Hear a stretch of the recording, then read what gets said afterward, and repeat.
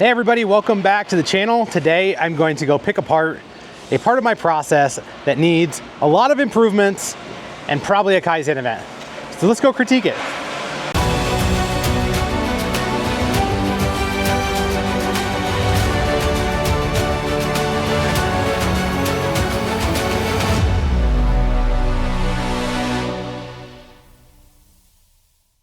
Behind me is our 8 kilowatt Mazak laser with automation. This thing is a pretty nifty tool. However, it's traditionally set up as a batch unit. So we're loading in as many sheets as it'll hold, and then we're batching that same material, which really stinks when you're trying to do one piece flow and you're trying to build just what's needed. So we've had to reduce our batch bundle sizes. Then that allows us to run less material, which means we're unloading the machine more, but that's okay because it allows the product to flow. As the product is brought down on a forklift or table right here, they sort it onto pallets, onto the floor right here. They're stacking them and then they'll process it in opposite order. So we have first in, first out is mixed up. The laser's cutting in the first sheet, it's going and getting stacked, cutting the next sheet, goes on top. So you're getting out of order from the first sheet that you're cutting. So when they stack it here, they're in that backwards, first in, first out FIFO order.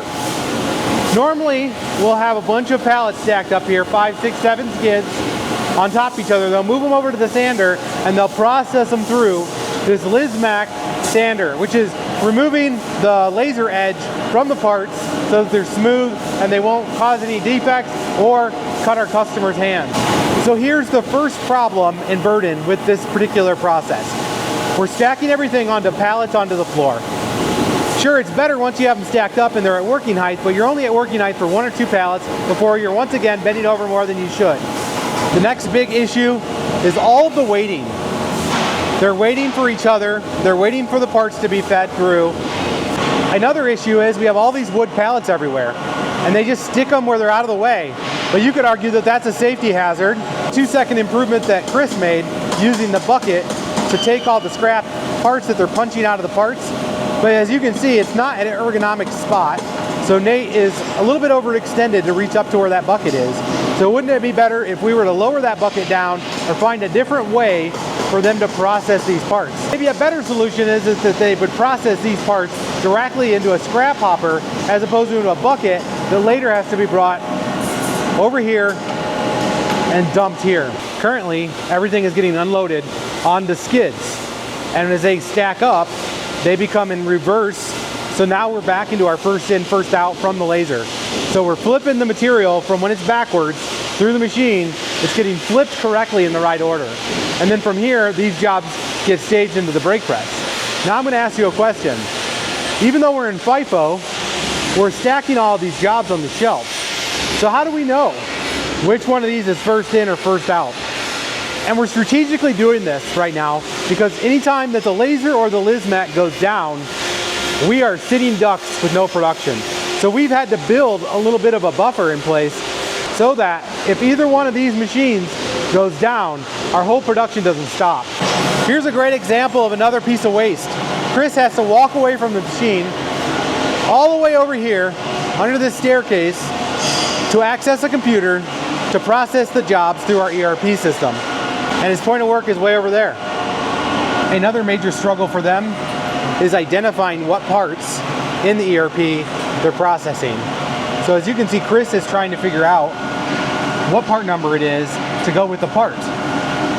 That's because the whip tags start at this process.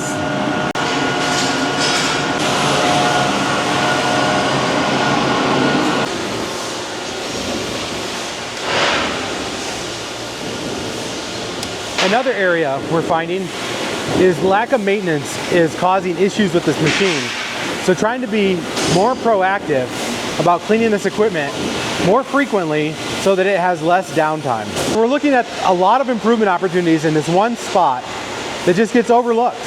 Maybe we could reduce it down to one body, which would then allow another one of these guys to move on to a different department and use their skills in a more advanced level position. We've identified a bunch of areas that we can make improvements. The next step is to get with my engineering department to talk about some options for improved carts, and maybe we can get some work off the floor, and then maybe we can find a process that allows them to process it with one person. But I think it's something that we need to dig more into and see if we can really reduce the burden for some of our coworkers. Once again, thanks for tuning in. I'll give you guys an update as we make some progress on this. But in the meantime, hope you guys can go out onto your factory and find some good improvements based on some of the things that I talked about here.